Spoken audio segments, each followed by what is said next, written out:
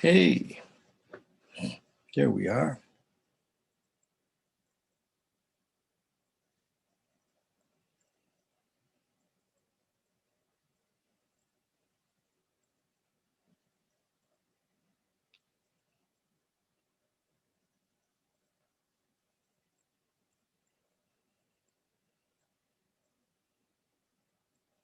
There. Hey, Chantel. Um,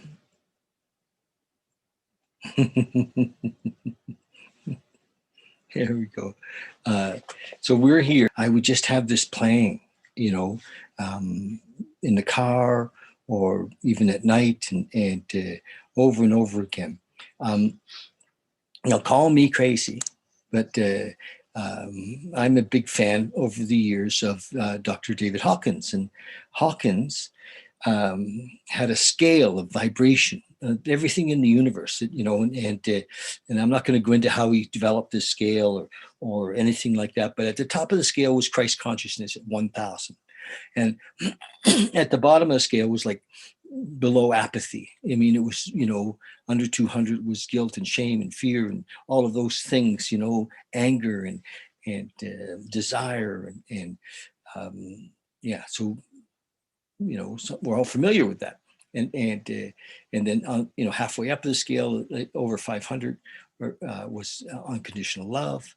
And very few of us get to vibrate at in the 500 and 600s. It's just well, he said that this book vibrated at over 900. So you don't have to read it, you can just sleep with it. Have it under your pillow. But we're going to read it together, and we've been reading it for a while. We're on chapter 7, and it's just a real honor for me to be here reading this to you, and that's the deal. Hey, you guys. So the Bhagavad Gita. And we're live on Facebook if you want to invite any of your friends to join us. And we're on chapter 7 now. And this is, I'm just feel honored to be reading this. And so we're going to dig right in. The chapter 7, the title of chapter 7 is the wisdom and realization. Wisdom and realization. So just so you know, this is a conversation between Arjuna and Krishna. And this is what I call Hindu mythology. And, many of the world's religions have used storytelling to help us with our concepts of God. And so Krishna is, in Hindu mythology is Lord Krishna. And Arjuna was a warrior and, kind of a man that all could relate to. And so these lessons in these chapters were lessons from Krishna to Arjuna in the middle of a battle, and where time stood still. And they were literally between two armies, and time stood still. It's a famous Hindu story from a famous Hindu book, and this excerpt from the book is called the Bhagavad Gita, and the name of the book that the Bhagavad Gita was implanted into. I apologize, I forget right now, but I'm not a theologian. I'm just a guy reading a book. So here we go. Wisdom and realization. The Blessed Lord said, "Listen, Arjuna, I will tell you how you can know me beyond doubt by practicing non-attachment and surrendering yourself to me." That's it. I guess we can stop there. But he's going to go deeper into that. Non-attachment. Non-attachment. I will teach you the essence of this wisdom and its realization. When you come to master this, there is nothing further that needs to be known. Beautiful, eh? So we're reading from, you guys who are just joining us, we're reading from the Bhagavad Gita. the Bhagavad Gita. So we're at on chapter 7. If you have this copy, this is by Stephen Mitchell. If you have this copy, get it out and read along with us. So,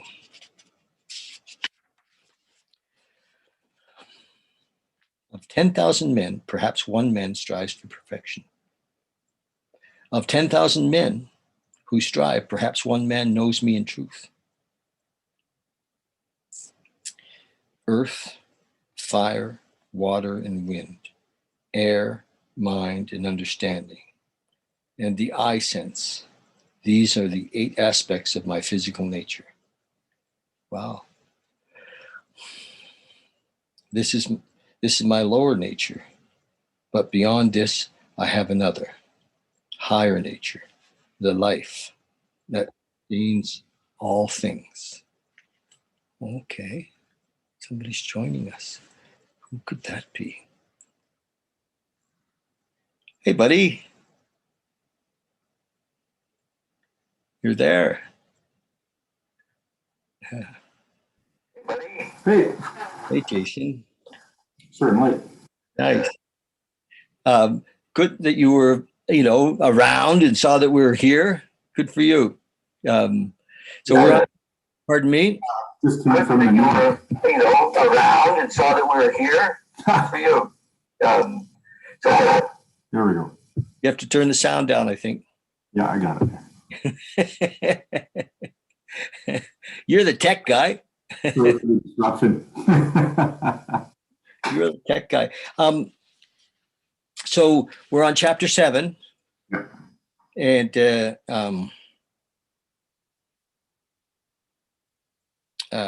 if you're just dropping in, we only got in about a half a page. I'm going to start over.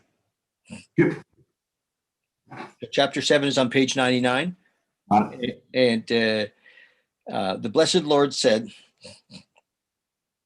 "Listen, Arjuna, I will tell you how you can know me," that's the Blessed Lord, "beyond doubt, by practicing non-attachment and surrendering yourself to me." Sound familiar? "I will teach you the essence of this wisdom and its realization. When you come to master these, there's nothing further that needs to be known." Beautiful. Of 10,000 men, this is I just want to make this a little different. Oh, there we go. Hang on.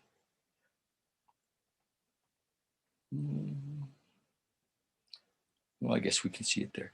Of 10,000 men, perhaps one man strives for perfection. Of 10,000 who strive, perhaps one man knows me in truth. Earth, fire, water, and wind, air, mind, and understanding, and the eye sense. These are the 8 aspects of my physical nature. As this is my lower nature, but beyond this, I have another, higher nature, the life that sustains all beings in the world. Know that it is the womb from which all beings arise. The universe is born within me, and within me will be destroyed. There's nothing more fundamental than I, Arjuna. All worlds, all beings are strung upon me like pearls on a single thread. I am the taste in water, the light in the moon and sun, the sacred syllable Om, in the Vedas, the sound in air. I am the fragrance. I am the fragrance in the earth, the manliness in men, the brilliance in fire, the life in the living, and the abstinence in ascetics. The abstinence in ascetics. I am the primal seed within all beings. Arjuna, the wisdom of those who know the splendor of the high and mighty. I'm going to read that again. I am the primal seed within all beings. Arjuna, the wisdom of those who know the splendor in the high and mighty. I am the strength of the strong men, the strength of the strong men, who is free from desire and attachment. I am desire itself, when desire is consistent with duty. All states of being, whether marked by sattva or raja or tamas, proceed from me. They are in me, not I in them.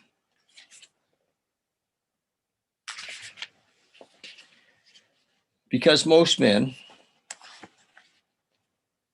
are deluded by the states of being, they cannot recognize me, who am above these, supreme and eternal.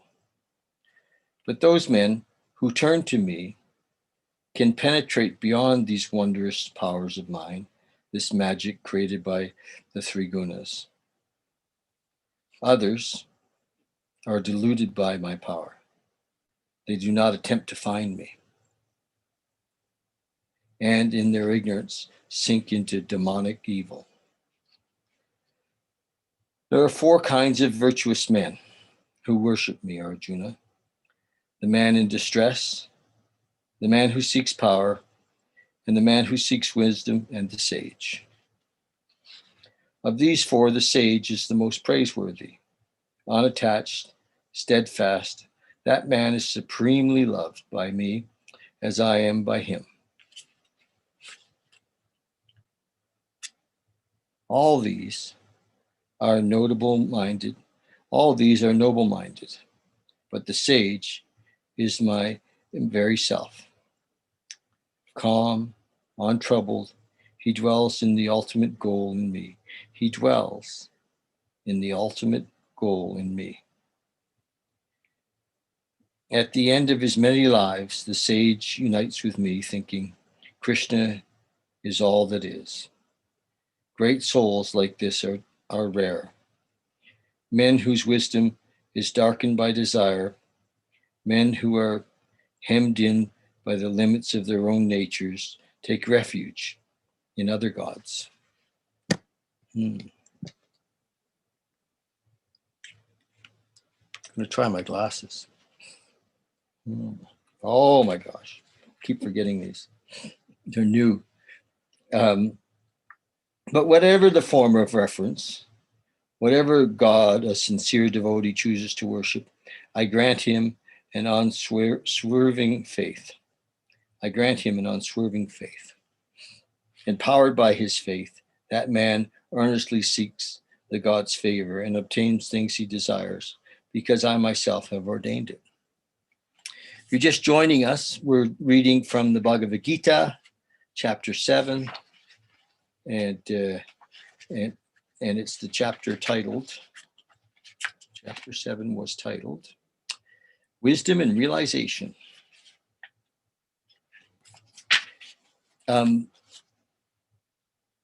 Jason, do you want to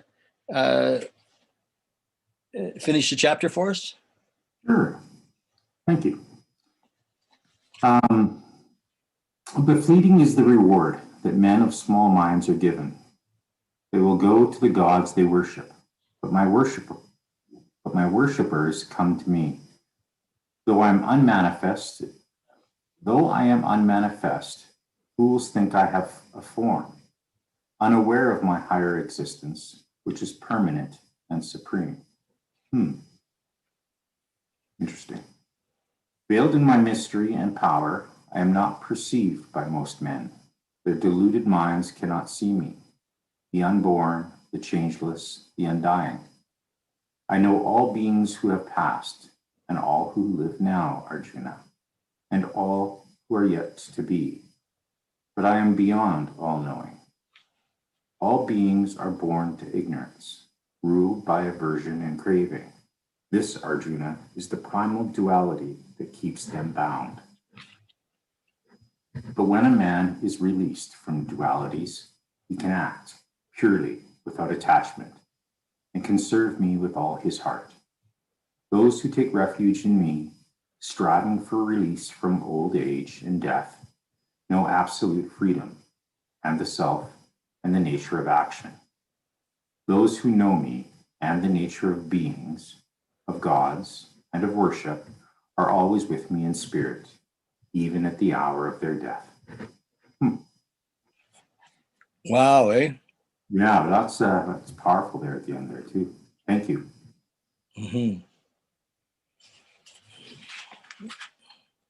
This book just kicks my ass sometimes. Like it's so interesting how it relates with my thinking and the questions that I might have about life, about God, about the unchanging duality as it just mentioned. You know, it's really interesting. You know, I look at my little guy and I see some of the questions he might have, or the selfish and self-centered nature of children, you know, the craving, right, for those things, that next great thing, and just Just children? well, I am a child, right? Oh, you were talking about you. Yeah, that's right. Okay. But it's really interesting. It's great. Thank you. It is, isn't it? It's like holy Toledo, and such a short little chapter, but oh my gosh. Yeah. You know, it's a, yeah, I missed a couple of days. I think last Thursday and yesterday, but it's good to be back, and nice to have you join again. Yeah. Great to be here. Thank you again. I appreciate this. So tomorrow we're going to do absolute freedom. There you go. Chapter 8. That sounds good. Well, isn't that what, you know, everything that's in the 12 steps is you know, it's not so foreign from this. No, it's not. The when they put the steps together, it came from the fundamental truths, and which it had to, or it, we wouldn't have, it wouldn't have worked for us. Well, it just makes it so much more powerful because it's kind of cross-referenced in so much literature throughout the world. Yes. Yeah. All the deep spiritual teachings. Yes. Like as a man thinketh. Right? Yes. Yeah. Which may have been more from a Christian point of view, but still was very deep. Yeah. And yes. Yeah. It's really quite beautiful. David? Yeah. Maybe see you tonight. No, I'm working with a sponsee tonight. Good for you. Bring him to PPG. Actually, that's not a bad idea. We'll see. Share. Come on, share. We'll see what kind of shape he's in. Bring him to PPG. Okay, love you. All right, love you too. Bye now. Thanks. Bye. Thanks, you guys. Love you guys. And yeah, love it if you follow us on YouTube and subscribe, okay? Subscribe on YouTube. I'm having fun. It's my hobby building that thing. Okay, bye.